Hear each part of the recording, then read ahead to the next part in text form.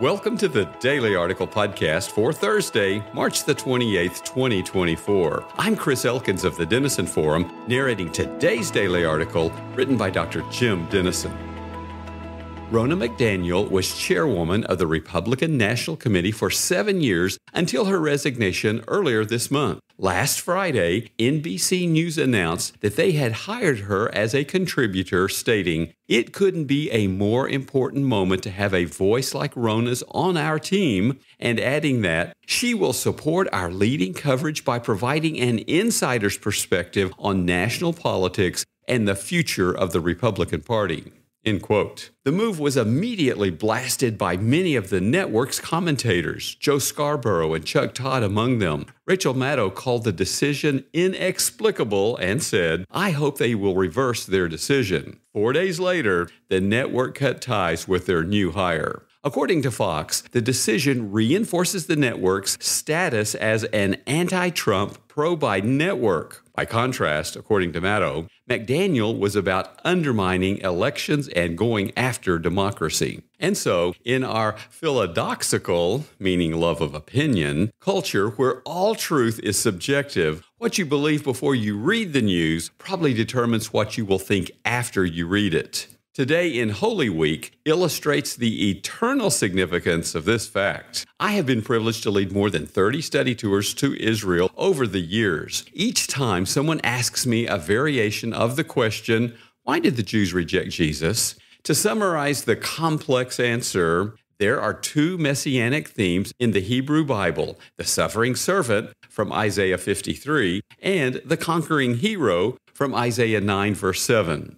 As well, Jesus came the first time to fulfill the first. When he returns, he will fulfill the second, as referenced in Revelation 19, verse 16. And over the centuries, the Jewish people largely came to believe that the nation of Israel was the suffering servant of Scripture, choosing to view their persecutions as fulfilling these predictions. So, as a result, by the time of Christ, they were waiting for the conquering hero who would overthrow the Romans and reestablish their nation. This is what the crowds thought Jesus came to do on Palm Sunday. When he rode into Jerusalem on a donkey, they remembered the prophecy in Zechariah 9, verses 9 and 10. "Your king is coming to you, mounted on a donkey. His rule shall be from sea to sea and from the river to the ends of the earth." Accordingly, we read in Matthew 21, verse 8, that they greeted him by spreading their cloaks on the ground and laying palm branches before him. And from the apocryphal book of 1 Maccabees, we know that both of which were responses to a king and a conqueror. When Jesus refused to lead a revolt against Roman taxation and power, teaching the crowds in Mark 12, verse 17 to render to Caesar the things that are Caesar's, and submitting to secular authority, they rejected him as their Messiah and condemned him to crucifixion. The religious authorities had a similar but different agenda. They had already decided that Jesus could not be the Messiah from John 7, verses 41 and 42 and verse 52, believing falsely that he had come from Galilee rather than from Bethlehem, as prophesied by Scripture. They therefore considered any messianic claim by Jesus to be heresy and blasphemy, a crime punishable by death, according to Leviticus 24, verse 16. They further saw his popularity as threatening their authority and their national future, fearing, as recorded in John 11, verse 48, that if the crowds revolted at Jesus' instigation, the Romans will come and take away both our place and our nation. Accordingly, they convinced themselves that they were serving God and his chosen people by arranging for Jesus to be arrested on Maundy Thursday and executed on Good Friday. Even reports out of Matthew 28, verses 11 through 15, that on Easter Sunday he had been raised from the dead could not change their minds, nor could the manifold miracles later performed in his name by his followers as recorded in Acts chapters 4 and 5. From then until now, most Jews agree with their reasoning and therefore forfeit the blessing of knowing their Messiah.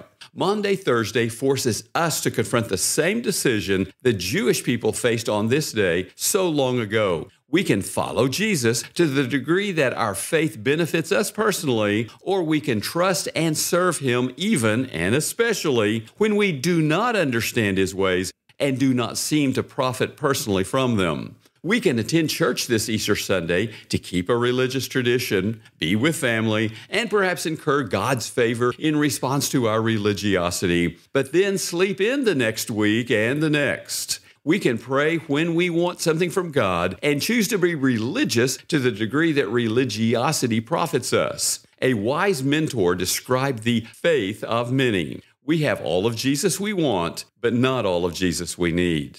Millions of Americans will make this transactional choice this Sunday, viewing Easter and the risen Christ through the lens of their personal preferences. Conversely, we can stand with Jesus on Maundy Thursday, even if others desert him. We can worship him on Good Friday, even if others ridicule and reject him. We can trust him on Holy Saturday, even when we do not see him. We can worship him on Easter Sunday with our heartfelt praise and passionate service. We can make the suffering servant our King of Kings on Monday and every day until he comes for us or we go to him. Maundy Thursday challenges us with a binary daily choice: the crowds or the Christ.